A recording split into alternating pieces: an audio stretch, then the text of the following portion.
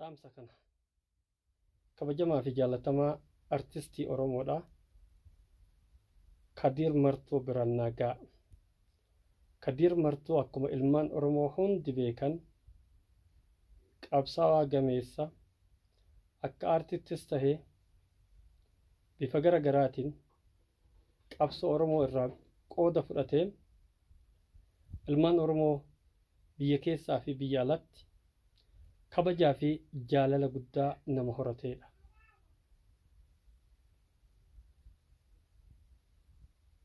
Har'as ummanni Oromoo qooda kaleessa qabsoo Oromoo keessaa fudhatteen gumaacha qabsoo Oromootiif gootee kabajaa fi ulfina siif qaba. Ulfina ummanni Oromoo kaleessa qooda qabsoo Oromootiif gumaachiteef siif qabu har'a ammoo bakka sanitti si argaa jiru. Kaleessa Kadiriin nuti beeynu, Kadiriin ummanni Oromoo beeku, Kadirii Harargee fi ilmaan ituu umbannaa fi afran qallo akkasumas Dhummuugaa fi Karrayyuu Booranaa Bareentuu obboleewwanitti beekee isaaniif qabsoo godhaa turetti ummanni Oromoo beeka. Har'a garuu ka argaa jirru Kadir sadarkaa ummanni Oromoo kaleessa itti beekurraa gadi bu'ee miidhama gama tokkoo qofa laalee kan gama tokkoo immoo dhiisee dubbatu argaa jirra. Kana sirraa eegaan turre. Kana sirraa isin eeynu. Ilmaan Oromoo biyya namaa keessatti, biyya baqaa keessatti wal fixan, wal ajjeesan. Yeroo Kadir Martuu deeggaru. Yeroo Kadir Martuu bishaan itti naqee dhaamsuu dhiisee akkuma kaleessa lubbuu fi qaalii saba kanaafuu kenne har'a ammoo ibidda gara tokko goree qabsiisuun isaa akka Oromottis akka obbolummattis akka namummattis akka biyyummattis waan sirraan eeggamne. Waan sirraan eeggamne. Fakkeenyaaf Harargeen samii ta'uu qabaa. Dachii tahee namni irra deemuu qabu yeroo jettu eenyuun samii gootee eenyuun dachii gootee irra oofuu barbaadda. Ummanni Oromoo kun tokko. Harargeen Arsii caalu hin jiru. Dhugaa walitti himna. Arsiin Harargee caalus hin jiru.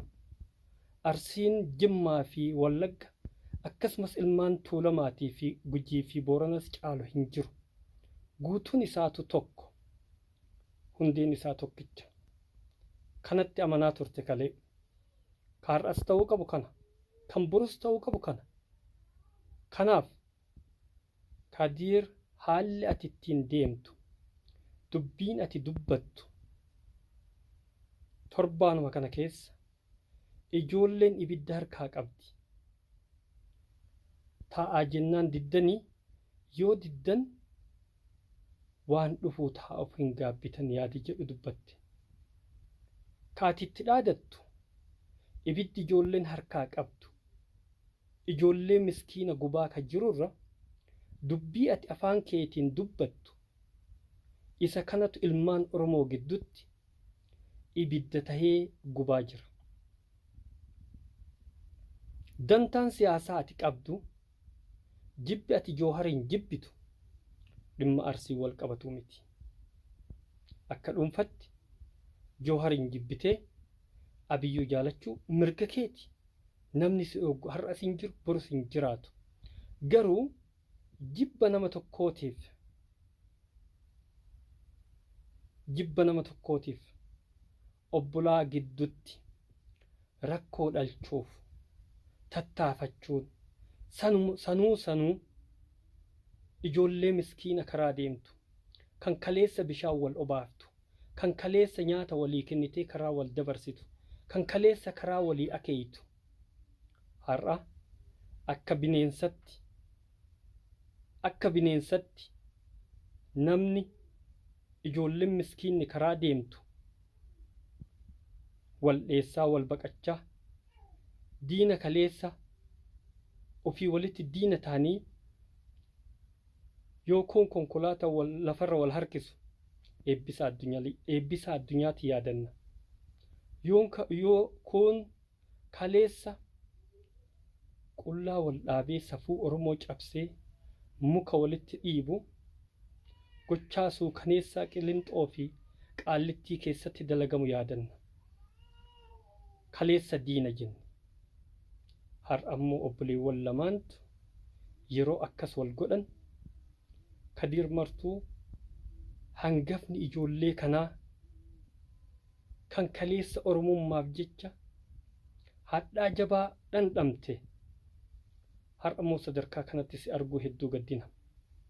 Dhaamsi dhumaan sii qabu akka nama tokkotti sii qabu Kadiir si jaalanna si kabanya.